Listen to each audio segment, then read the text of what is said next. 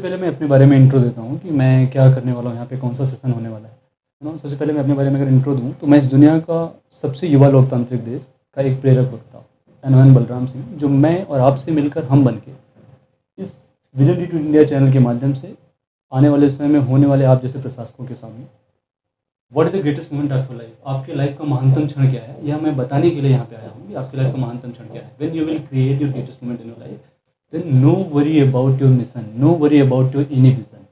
आपको किसी भी विजन और मिशन के बारे में टेंशन लेने की ज़रूरत नहीं है। आप कुछ भी उस मोमेंट को क्रिएट कर सकते हो कुछ भी करने के बाद, सो फर्स्ट ऑफ ऑल हम इसको एक्सप्लेन करने से पहले आपसे हम कुछ क्वेश्चन करेंगे, और vision D to India channel के माध्यम से जो हमारे 10 क्वेश्चन हैं उस क्वेश्चन को भी आपके सामने हम रखेंगे लास्ट में, सेशन को ओवर होने से पहले। और ये जो विजन डी टू इंडिया के माध्यम से हम आपको आपकी लाइफ का ग्रेटेस्ट मोमेंट हम एक्सप्लेन करेंगे, वो ग्रेटेस्ट मोमेंट को हम यूपीएससी सीएससी हिंदी माध्यम को भी उससे उसका रिलेशन बताएंगे कि कैसे आपकी ग्रेटेस्ट मोमेंट का रिलेशन आपकी यूपीएससी सीएससी हिंदी माध्यम से है। 1979 में मोरारजी देसाई ने ऐसा वो दिया था, परमिशन दिया था कि आप जो है हिंदी माध्यम से बच्चे पेपर दे सकते हैं यूपीएससी सीएससी। 1979 से आज तक यूपीएससी सीएससी हिंदी माध्यम में रैंक 1 नहीं आया है। आई होप 40 साल होने को है, नहीं आया है। तो ये आपके ग्रेटेस्ट मोमेंट इस हिंदी माध्यम में भी आपको ये आगे ले जा सकता है कि आप ग्रेटेस्ट मोमेंट का रिलेशन आप इससे बना सकते हो। बहुत सारे लोग ऐसे हैं जो ग्रेटेस्ट मोमेंट कैसे क्रिएट कर सकते हैं, क्या करें हम, लेकिन आप जैसे आने वाले समय में होने वाले प्रशासकों के लिए सोचने के लिए नहीं। तो सबसे पहले हम सेशन स्टार्ट करने से पहले एक छोटा सा क्वेश्चन करेंगे। आपको उस क्वेश्चन का आंसर यस या नो में देना है।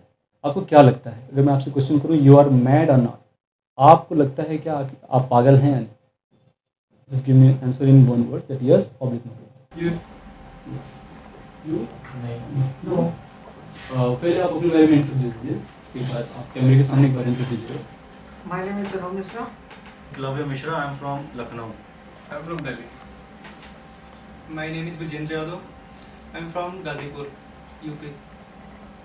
My name is Ashish Yadav, I am from Haryana. Session की मांग थी बेंगलोर में, इंदौर में, जयपुर में, तो हम हर जगह ना पहुंच के हम यूट्यूब पे इसको अपलोड कर रहे हैं ताकि कि लोग जान सकें कि what is the greatest moment of life of his life. तो मैं आपसे ग्रेटेस्ट मोमेंट एक्सप्लेन करने से पहले आपने बोला था कि मैंने आपसे पूछा कि आप पागल हो या नहीं, आपने बोला कि हाँ आप हैं। तो क्या आप उसको एक्सप्लेन कर सकते हैं कुछ शब्दों में कि आप क्यों, आपको ऐसा लगता है कि आप पागल हैं?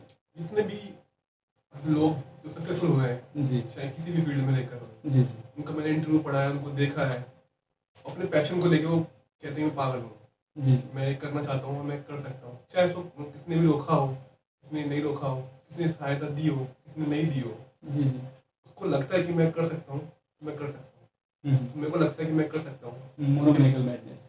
मैं कर सकता हूँ, चाहे मेरे को लोग पागल कहें, चाहे कुछ कहें, मैं कर सकता हूँ। जी तो बट मेरा मैडनेस का मतलब एक ऐसा होता है कि माइंड का क्रेक हो जाना, मैं उस पागलपन की बात कर रहा था, माइंड का क्रेक हो जाना, या फिर हम क्या कर रहे हैं क्या नहीं, हम भी अपने माइंड के कंट्रोल में ना रहें, उस टाइप के। You are right to take about this madness, you will explain, you want explain here that monomaniacal madness, किसी भी एक चीज़ को लेके पागल हो जाना कि आप करना क्या चाहते हो।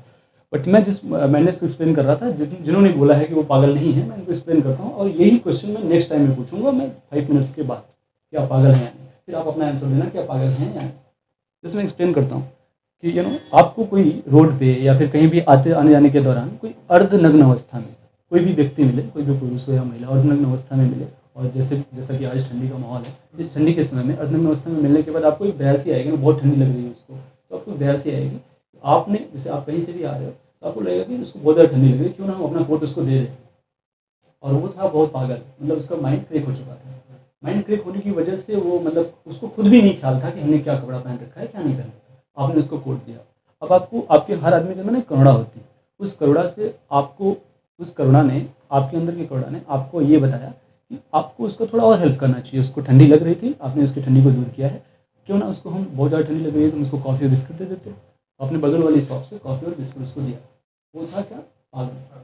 आपने अब उसको ठंडी लग रही थी तो उन्होंने तो उसको ले लिया, कोट पहन लिया, जैसे ही आपने उसको कॉफ़ी और बिस्कुट दिया तो उसका दिमाग खराब होने की वजह से, जब आप कॉफ़ी और बिस्कुट देते हैं वो ले तो लेता है, लेकिन उसके माइंड क्रेक था, इस वजह से उसके माइंड में ये विचार आता है सडन कि ये जो बिस्किट है ना, ये बिस्किट इन्होंने हमको मारने के लिए दिया है, ये बिस्किट हम खा लेंगे तो हम मर जाएंगे, ये हमको मारने के लिए बिस्कुट दे रखा है, ये खाते ही हम मर जाएंगे, उसके दिमाग में आता है।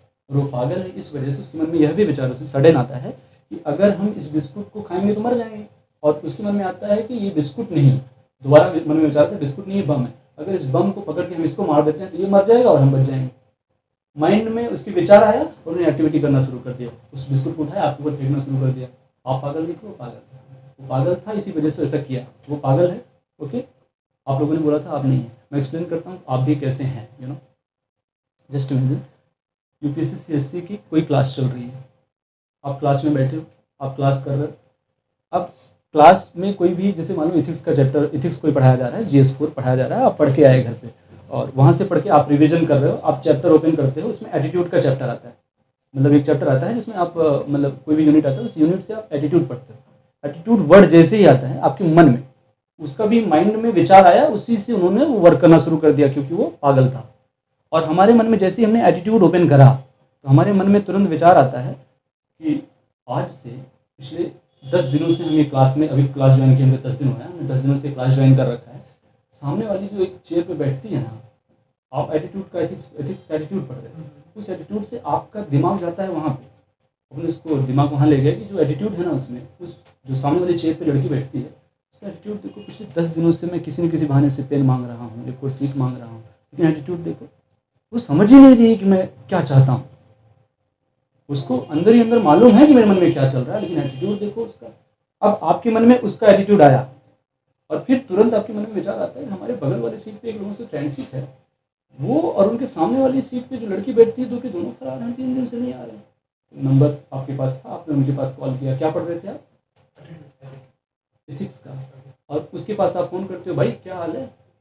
तो भाई बताता है भाई इसमें बिजी हैं अपनी वाली के साथ। ये कहाँ? तो जब वो एक्सप्लेन करते हैं, अब आपका इस एटीट्यूड से आप अपनी वाली के एटीट्यूड पे गए, अपनी वाली के एटीट्यूड से बात करने के दौरान उनका सुन लिए थे और भी दिमाग खराब, भाई लो उसकी तो सेटिंग बन गई। हम यूथ इमेजिन करोगे तो जो एटीट्यूड हमारा चल रहा था एथिक्स का, ये सब उस दोस्त से बात करने के दौरान, अपनी वाली का एटीट्यूड देखने के दौरान, सब कुछ देख देख के हम एथिक्स का चैप्टर जो एथिक्स पढ़ रहे थे उसको बंद करते हैं। टाइम हो गया, क्यों? क्योंकि हमको सुबह उठना है भाई, हमारा कल का टाइम टेबल गड़बड़ हो जाएगा अगर हम लेट सो गए तो। इसलिए आज का एटीट्यूड गया।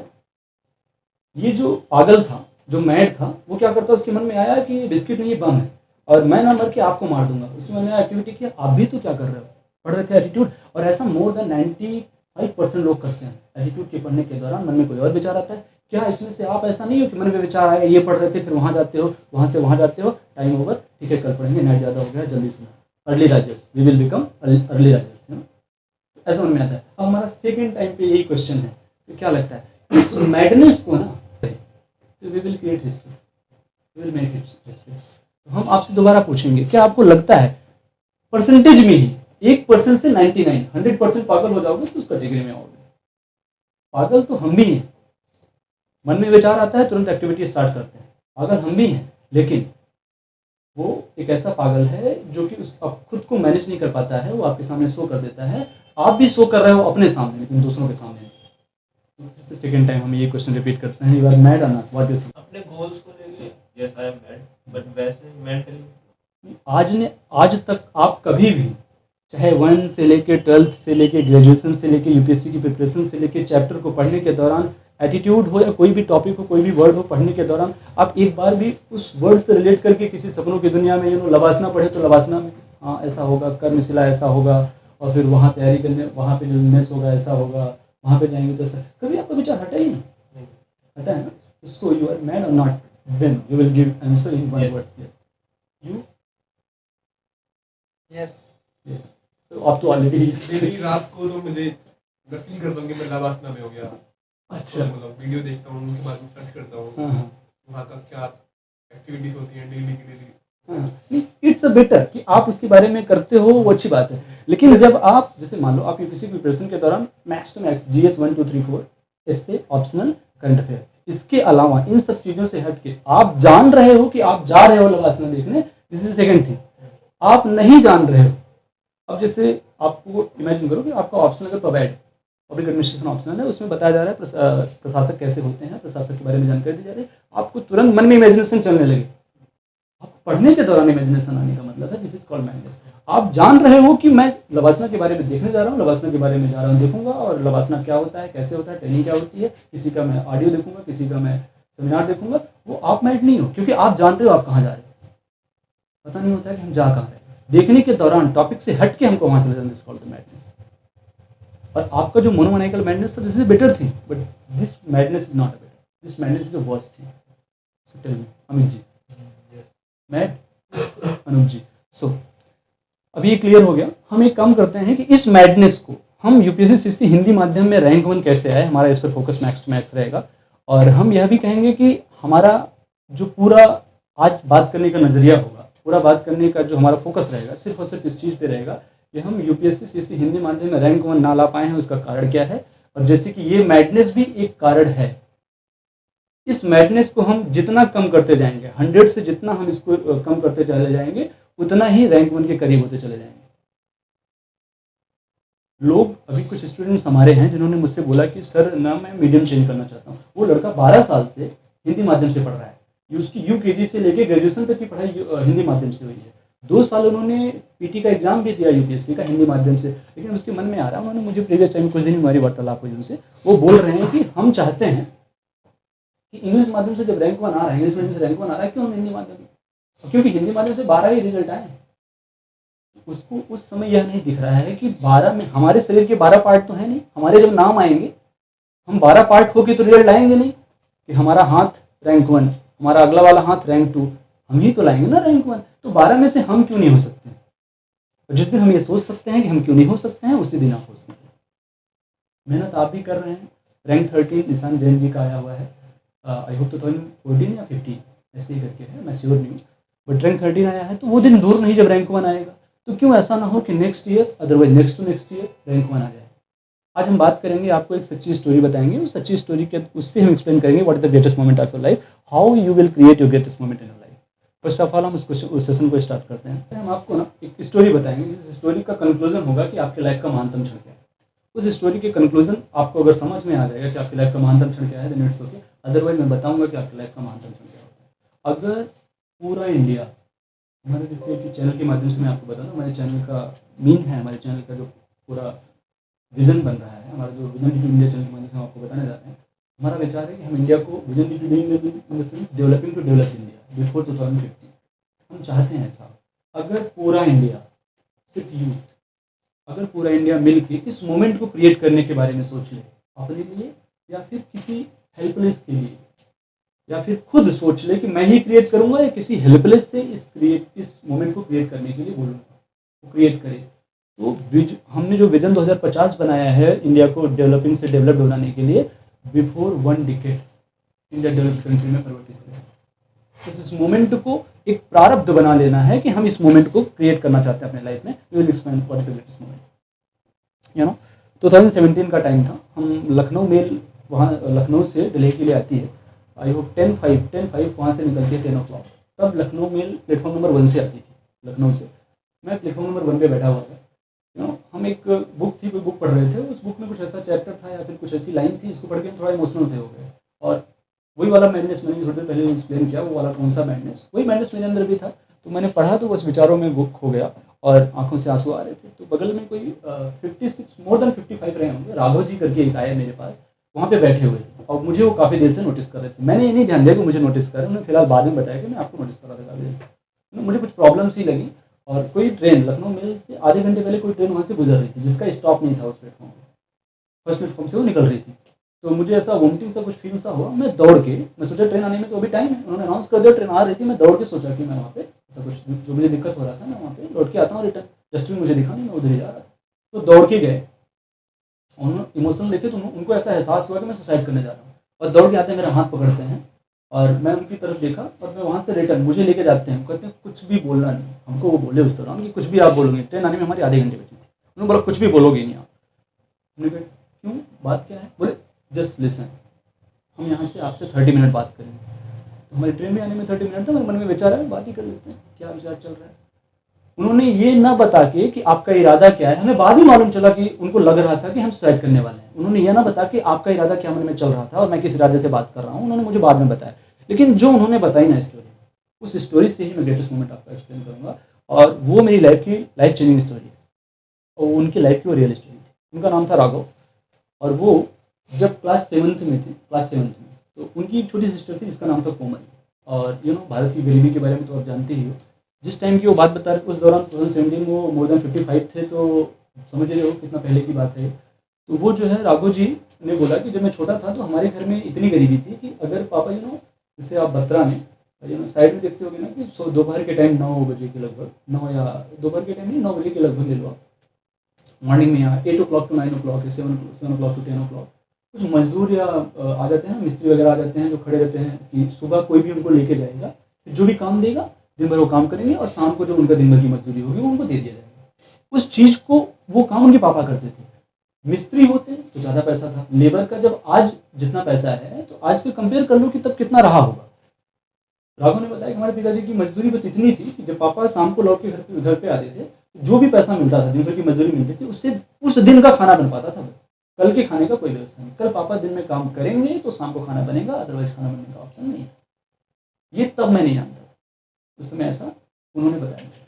तो बात करने के दौरान उनसे मुझे पता चला, उन्होंने बताया कि जब पापा काम करने के लिए जाते थे, जो शाम को लाते थे उसमें से ना जो सेविंग होती थी, एक सिगरेट का छोटा भाई होता है, क्या बोलते हैं इसको, बीड़ी बोलते हैं ना उसको, तो पापा वो भी स्मोक भी करते थे। तो बीड़ी, माचिस एंड लास्ट में ना जाने से पहले डेली की सेविंग से 1 रुपये मम्मी को देते थे। मम्मी ने मुझे लास्ट टाइम बताया था, मुझे तब जानकारी नहीं थी। तो उन्होंने बोला कि जो मम्मी को मिलता था 1 रुपये वो रखे रहती थी, कभी इमरजेंसी घर पे आए, बच्ची को प्रॉब्लम हो। उनकी जो छोटी सिस्टर थी वो 4 साल की थी।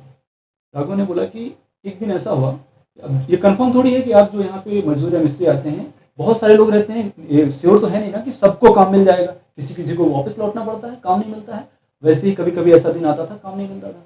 लेकिन इससे प्रॉब्लम हमारे लाइफ में ना सिर्फ इसी चीज़ की नहीं होती। जितने भी यूपीएससी की तैयारी कर रहे हैं, जितने भी जो लोग स्ट्रगल कर रहे हैं लाइफ में, जिस साधन को पाने के लिए, जिस साध्य को पाने के लिए जिस साधन से वो निकल रहे हैं, वो साधन संघर्ष भरा भी हो सकता है। लेकिन संघर्ष किस लेवल तक हो सकता है? आपका संघर्ष किसी के संघर्ष से बहुत कम है। जिस संघर्ष को आप पाके टूट रहे हो, जिस संघर्ष को पाके काफ़ी युवा टूट जाते हैं। अभी मैंने 2-3 ऐसे स्टूडेंट्स का मैंने अभी बीच में काउंसलिंग करा, जो सुसाइड करने के दौरान, सुसाइड करने का समय आ गया था, सुसाइड करने वाले थे। लेकिन वो संघर्ष कहीं ना कहीं राघव जी की जो संघर्ष है ना, राघव जी के संघर्ष से बहुत ज़्यादा कम था। हम एक्सप्लेन करते हैं ना। राघव जी ने बोला कि एक ऐसा समय आया कि पापा काम करने के लिए गए, उनको कोई काम नहीं मिला। ऐसा होता है, काम मिलता नहीं। पापा रिटर्न घर पे आए और उस दिन जब आटा जब हम खाना बना देते हैं तो आटे के साथ जो रोटी बनाते हैं तो थोड़ा सा आटा उसमें से बचाया जाता है, जिससे रोटी को हम बना सकें। वो आटा जो बचा रहता था, जब पापा काम नहीं पाते थे तो उसी आटे से खाना बना के कोमल को और राघव को खिला दिया जाता था। कोमल और राघव खा लेते थे, क्योंकि वो जो थोड़ा सा आटा बचा जाता है, ऐसा तो है नहीं कि उसमें से 10 दिन खाया जा सके। उस आटे से कोमल और राघव खा लेते थे, मतलब रोटी बना दिया जाता है। जिस दिन कोमल और राघव ऐसा उस आटे से खाना खाते थे ना, डेली के डेली कोमल, राघव, उसकी मम्मी और उसके पिताजी एक साथ बैठ के खाना खाते थे। लेकिन जिस दिन ऐसा मोमेंट आ जाए, उस दिन मम्मी कोई ना कोई बहाना बताती थी कि पापा किसी काम से बाहर जा रहे हैं, आप दोनों खा लो, खा के चलो सो जाओ और फिर हम दोनों खा लेंगे। तो राघव को ना कुछ डाउट हो गया, मतलब उस दिन राघव ने बोला मुझे कुछ डाउट हुआ कि डेली जब साथ में ही खाते हैं तो ये कुछ कभी कभी होता है गैप मार के क्यों पापा इस दिन चले जाते हैं बाहर, हमारे खाना खाने के तुरंत बाद ही आ जाते हैं, ऐसा कौन सा काम है? तो जैसे जो उनका किचन था जहाँ पे वो खाना खाते थे, छोटी सी दीवार थी, कच्ची दीवार थी, उसी के बगल उनको सोना होता था और इधर ये किचन टाइप में था, वहाँ पे खाना खाते, यहीं से भी खाना खाते थे। राघव जब दीवार के उस पार वो सोने गया तो बोला कि मम्मा मैं आज तब तक नहीं सोऊंगा जब तक आप और पापा खाते नहीं। उसको डाउट था, उसका डाउट क्लियर करने के लिए मम्मा ने बोला आप क्या करें मम्मा, तो इन्होंने अपने उनके पिताजी के पास गई, बोली राघव ऐसा बोल रहे हैं। बोले चलो आते हैं, कुछ प्लान करते हैं। वो किचन में आए, घर में आने के बाद स्पून लिया और थाली, आप दोनों बच्चों को बोले वहीं सोते रहना, आना मत। वो दोनों वहाँ पे सो रहे थे, ऐसा एहसास कराया स्पून से थाली को बजा दिया कि हम दोनों खा रहे हैं। राघव ने वहाँ से बोला पापा हम सो जाएंगे, आई एम श्योर कि आप खाना खा रहे हैं, श्योर हूँ कि आप खाना खा रहे हैं।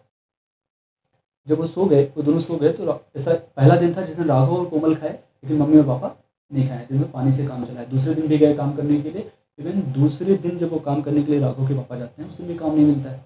अब जो ये घर पे थोड़ा सा आटा बचता था जिससे वो काम कर लेते थे, वो भी नहीं। जब वो भी नहीं है तो क्या खाएंगे बच्चे? कोमल, राघव गया स्कूल, घर पे कुछ है नहीं। एक होता ना पहले के स्कूल में, अगर आपका होम टाउन में आप लोग पढ़े होंगे तो स्कूल में ऐसा होता था कि इंटरवल होता था ना, तो बच्चे इंटरवल में घर चले जाते थे खाने के लिए, और उस टाइम में ही खा के रिटर्न आ जाते थे, क्लास लगने से पहले ही आ जाते थे। वो इंटरवल में अपने दोस्तों के साथ आया और माँ से वो पूछता है माँ कुछ है खाने के लिए? माँ ने बोला कि नहीं बेटा, क्या बोल रहे? हाँ नहीं, बोले पापा गए हैं, आज शाम को आएंगे। तो शाम को बनेगा बेटा, अभी तो है। तो अभी लड़का है, सुबह से नहीं खाया, दोपहर को नहीं खाया, हम सर्वाइव कर सकते हैं। लेकिन 7 साल का लड़का, राघव जी ने बोला कि 7 साल का मैं अगर मैं मम्मा के सामने मुँह करके मैं इमोशनल हो गया था, अगर मम्मा के सामने भूख की वजह से मैं रो रहा था, तो मम्मा के सामने मैं रो देता ना, तो मम्मा कहती कि मम्मा और इमोशनल हो जाती है इस बात को लेके कि बताओ बेटे को भूख लगी, मैं क्या करूँ? वो तो मम्मा को दर्द है ही है, लेकिन आँखों के आँसू को देखने के बाद उसे और दर्द हो जाता है। इसलिए वो क्या की कि राघव ने क्या किया कि मम्मा की तरफ मुँह करके ना उन्होंने मम्मा के बैक साइड में मुँह किया और इमोशनल होते हुए आँसू आँखों से गिर रहे थे, लेकिन उन्होंने बिना पूछे वो कमरे से बाहर निकल गया, मतलब अपने घर से बाहर निकलता है। अब मम्मी देख ना पाए कि मैं रो रहा हूँ, रोते हुए गया। अभी बहुत सारे इंडिया में अभी भी ऐसे जगह हैं कि बहुत सारे लोगों को ऐसे लगता है, बहुत सारे लोगों के पास ऐसा माहौल है कि हमारे पास सब कुछ मौजूद है, क्या क्या खाएं, क्या खाएं क्या छोड़ें। और इंडिया में आज भी बहुत सारे नहीं, करोड़ों प्लस लोग ऐसे हैं जिनको क्या खाएं यही नहीं मौजूद है। बहुत सारे लोग हैं क्या खाएं क्या छोड़ें, और बहुत सारे लोगों के पास क्या खाने की समस्या है। तो ये क्या खाने की समस्या में राघव भगा था, वो गए दोबारा, तो स्कूल में एक लड़का था, क्या खाने की समस्या का एग्जाम्पल राघव जी ने मुझे बताया, उस समय बोले थे वो उस मुझसे, और आज का भी दौर वही है। तो वो जब उन्होंने बोला कि जब मैं गया था मैं इंटरवल के दौरान जब वो खाना बिना खाए राघव जा रहा था, तो अपने दोस्त ने बोला उसके, भाई राघव तुम्हारे यहाँ क्या बना था? वो घर से नाराज़ हो गया था इस बात से, घर वाले रोज़ दाल बना देते हैं, वो नाराज़ हो गया था, तो उन्होंने बोला कि भाई क्या बना था तुम्हारे यहाँ? बोले मेरी मम्मी ने दाल बना दिया था, जो है इसलिए मुझे खाना अच्छा नहीं लगा, तुम्हारे यहाँ क्या बना था भाई? राघव के मन में आया कि अगर मैं बताऊँगा कि मेरे यहाँ कुछ नहीं बना था तो मेरी इंसल्ट, अगर मैं बता दूँ सब्जी बनाया था तो क्या पता है कि भाई थोड़ा सब्जी तो खा लेते हैं, उससे बढ़िया यही है कि हमारे यहाँ भी दाल ही बना था। ये बोला हमारे यहाँ दाल बना, वो गया।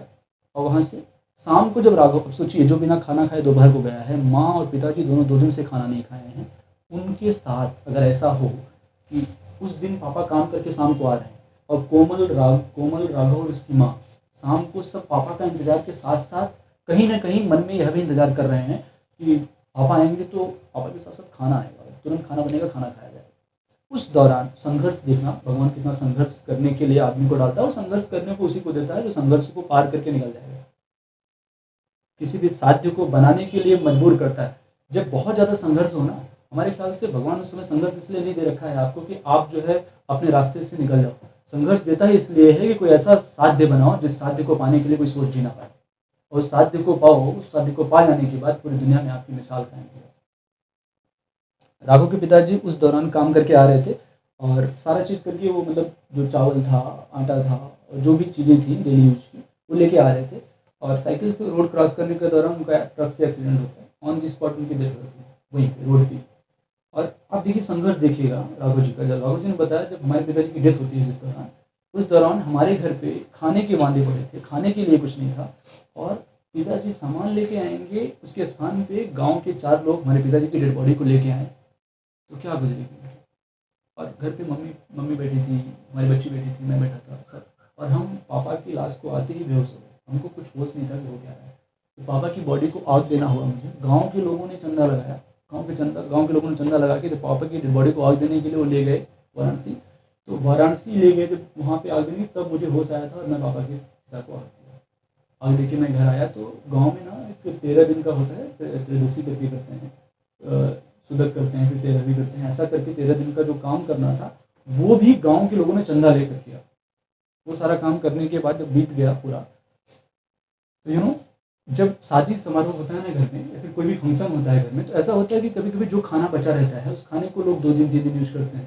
बोले राघव का घर ऐसा था, राघव ने बोला कि हमारे घर पे जो खाना बच गया था उस खाने को मम्मी ने हमको 6 से 7 दिन गर्म करके खिलाया। तब मुझे मालूम नहीं था, और तब की पढ़ाई आप समझ ही रहे हो, 7th क्लास में क्या पढ़ता था मैं। उस दौरान जब सब्जी थोड़ी थोड़ी बिगड़ने लगी थी ना, खट्टी हो गई थी, मम्मी ने बोला कि खट्टी नहीं हो रही है सब्जी, हमने नींबू मिला दिया है उसमें इस वजह से, ताकि आपको एहसास ना हो कि डेली डेली एक ही सब्जी खाओगे ना तो अच्छा नहीं लगेगा, थोड़ा सा मैंने खट्टा कर दिया है, खाओ। मुझे मालूम है आज कि वो सब्जी उस दिन बिगड़ गई थी, लेकिन 7 दिनों तक हम लोगों ने वो बिगड़ी हुई सब्जी, और सब्जी बिगड़ गई थी 7 दिन तक सब्जी, और वो जो बचा हुआ था गर्म करके खाते थे। अब काम तो करना था, पेट तो जलाना ही था, पढ़ाई की तो सपने बहुत दूर, लेकिन उसकी माँ क्या करती थी, अब इन बच्चे सर्वाइव कर सकें इसके लिए वो बगल के सारे 7-8 घरों में वो बर्तन धुलने का काम करती थी, तीनों टाइम बर्तन धुलती थी, और 7 दिन के लिए उन्होंने डिवाइड कर रखा था कि 7 दिनों में डे बाई डे आप लोग एक दिन तीनों लोगों को खाना दे दीजिएगा, बस ऐसा कुछ नहीं। ऐसा काम वो करना स्टार्ट कर दी। तो राघव ऐसे ही बैठा था, गाँव में ना, हर गाँव में कोई ना कोई रईस होता ही है। उस गाँव में भी वैसे ही एक रईस थे। दिन का समय था, मई के समय में, राघव जी ने बताया हाइड एंड सीक का गेम होता है, हम लोग खेलते हैं गांव में, पहले तो गांव में बोलते हैं चोर पुलिस वगैरह, तो राघव उस समय ना छिपा हुआ था, और एक बहुत रईस थे उस घर में, उस घर में वो गेट ओपन था। अब गेट ओपन रहता है तो गाँव के बच्चे कहीं भी घुस जाते हैं छिपने के लिए, तो छिपा हुआ था। जब कोई बाहर से जो पकड़ने के लिए आ रहा था, जो चोर था जो पकड़ता सबको, तो ये लोग जो छिपे हुए थे, इनको पकड़ने के लिए जिस गेट में ये छिपे हुए थे ना, वहाँ पे 7-8 बच्चे छिपे हुए थे। लेकिन उस घर के जो ओनर उस घर से जब उतर रहे थे, अब सेकंड फ्लोर से उतर रहे थे, ग्राउंड फ्लोर पे आए गेट के पास, उन्होंने 7-8 बच्चों में से, राघव जी ने बताया 7-8 बच्चों में से किसी को ना पकड़ के हमारे हाथ को पकड़ा और बोला, बेटा हमारे घर में कुछ गेस्ट आने वाले हैं, तुम जैसे लोगों के ना, सिर्फ तुम, सभी को नहीं, सिर्फ तुम, राघव को बोला, तुम जैसे लोगों के इस घर में आने से ना इस घर की रेपुटेशन डाउन हो रही है, सो आप सब खेलो। अब सबको निकाल देता ना तो कोई हेडेक ना था, बच्चे हैं भूल जाते, ठीक है निकाल दिया, थोड़ा बहुत जो भी बोलते अनाप शनाप बोलते, उसके बाद भूल जाते। लेकिन सबको वहाँ रोक के राघव को निकाला ना, तो गुस्सा हो गया, अब रोते रोते सीधा वो घर गया। उस दिन उसके मामा आए हुए थे, मम्मी के पास जाता है और बोलता है कि माँ ये रेपुटेशन क्या होता है, 7th क्लास का लड़का, रेपुटेशन क्या जाने, रेपुटेशन क्या होता है, बहुत रो रहा था। तो मामा ने बोला, मामा को भी, अगर मामा भी बहुत ज़्यादा एजुकेटेड होते तो उनकी सिस्टर यहाँ पे थोड़ी होती।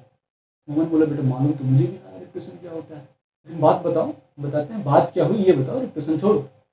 तो राघव ने जब पूरी स्टोरी बताई कि मैं उनके यहाँ ऐसा था और ऐसा ऐसा था, उन्होंने मेरा हाथ पकड़ा, तो अब देखो कभी कभी ना वर्ड की मीनिंग नहीं समझ में आती, लेकिन एक्टिविटी से समझ में आ जाती है कि मैटर क्या हुआ। उन्होंने माँ ने उनके अपने भाई से बताया कि एक्चुअली ना वो बैंक में क्लर्क है, और उनको इस बात का बहुत घमंड है बैंक में क्लर्क होने की वजह से, कि जो है हम ये गरीब हैं तो हम उनके घर में कैसे इनको आने दें। और राघव का कपड़ा भी थोड़ा सा फटा वटा था, फटा रहा होगा उस समय वो, इसीलिए उन्होंने उसको निकाल दिया। तो राघव के मन में ना देखो, संघर्ष के दौरान अगर मन में कोई चीज़ आ जाती है ना, वही इतिहास बनाती है, इतिहास बनाने के लिए मजबूर भी वही करती है और इतिहास बनवाती भी है। तो उसी दौरान राघव के मन में विचार आया कि क्या ये ऐसा कर रहे हैं इस वजह से क्योंकि बैंक में क्लर्क है। तो राघव ने मामा से पूछा, मामा बैंक का जो क्लर्क होता है वो बैंक में सबसे बड़ा होता है क्या? मामा ने बोला, नहीं इतना तो मामा को पता है। मामा ने बोला कि नहीं, बैंक में क्लर्क नहीं, बैंक में जो मैनेजर होता है सबसे बड़ा होता है। मैनेजर किसी भी पार्टिकुलर बैंक का जो मैनेजर होता है उस बैंक का, पार्टिकुलर बैंक का सबसे बड़ा होता है, जहाँ पे उसका वो ब्रांच। तो राघव ने बोला कि पापा मामा हम मैनेजर कैसे बन सकते हैं बैंक में?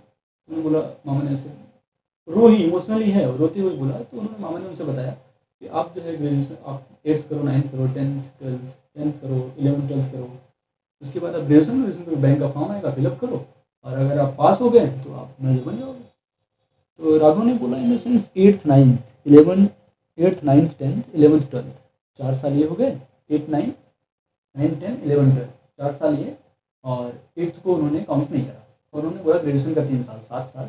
उनके पापा ना एक डायरी लिखते थे, जो पैसा बचता था ना, जो छोटे छोटे हल्का हल्का पैसा बचता था, उस पैसे को बचा के उनका सपना था कि दिवाली में राघव के लिए हम ये खरीदेंगे, होली में राघव के लिए, या फिर बच्ची के लिए, या फिर अपनी वाइफ के लिए कुछ न कुछ खरीदेंगे। जो चीज़ उनके मन में चल रहा था वो डायरी में लिखा करते थे कि इस दिवाली को हम ये खरीदेंगे, होली को खरीद लेंगे। उस डायरी में से राघव ने पापा के जो सपने थे उसको हटाया, और उस डायरी में जाके सिर्फ उन्होंने एक चीज़ लिखी थी, वो लिखी थी कि मैं 7 साल पढ़ाई कर सकूँ, इसके लिए मैं 2 साल कमाऊँगा, 2 सालों में मैं इतना कमाना चाहता हूँ कि मैं 7 साल बैठ के पढ़ाई कर सकूँ। उन्होंने डायरी में लिखा, और उसके बाद में 8वें साल मैं बैंक में मैनेजर बनूँगा। कैसे बनना है पता नहीं, 9th कैसे पास होगा पता नहीं, 10th कैसे पास होगा पता नहीं, कुछ नहीं पता उसको, लेकिन उसको करना है। अब वो जाके सीधा डायरी में लिखने के बाद मम्मी से बोलता है, मम्मी मुझे 2000 रुपये चाहिए। मम्मी बोली, बेटा 2000 रुपये कहाँ से आएगा? मैं देखो माँ क्या होती है, आज मैं यहाँ से थोड़ा सा एक्सप्लेन करूँगा। माँ के पास ना 1500 रुपये वर्तमान में थे, लेकिन माँ का दिल कितना बड़ा होता है।